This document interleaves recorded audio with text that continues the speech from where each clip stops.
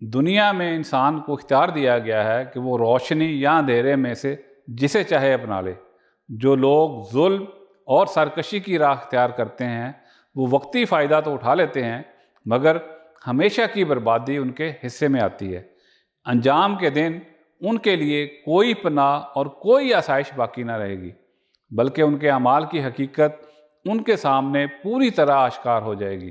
ارشاد باری تعالیٰ ہے، ان کے لیے تو جہنم کا بچھونا ہوگا اور جہنم ہی کا اوڑھنا، یہ ہے وہ جزا جو ہم ظالموں کو دیا کرتے ہیں۔ الاعراف 41۔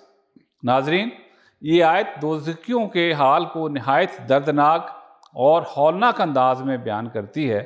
دنیا میں انسان اپنی آرام گاہ کو نرم بستر اور محفوظ اوڑھنی سے مکمل کرتا ہے، مگر جن لوگوں نے ظلم، کفر اور سرکشی کو اپنا شعار بنایا، ان کے لیے قیامت کے دن جہنم ہی ان کی خوابگاہ ہوگی۔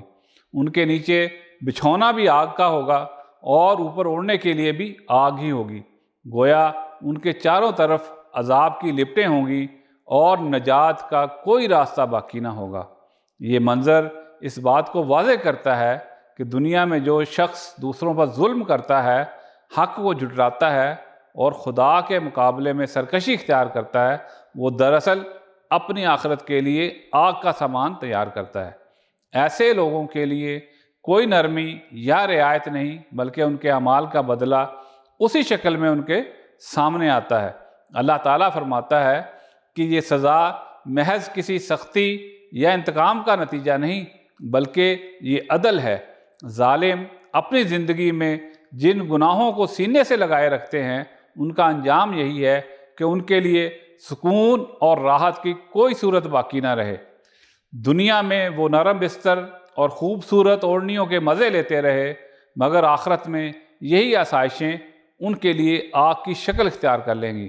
یہ آیت ہم سب کے لیے ایک تنبیہ ہے کہ دنیا کی عارضی لذتوں اور سہولتوں پر نہ اترایا جائے، بلکہ اصل کامیابی اس دن ہے جب انسان کو نیک اعمال کے نتیجے میں راحت و سکون نصیب ہوگا۔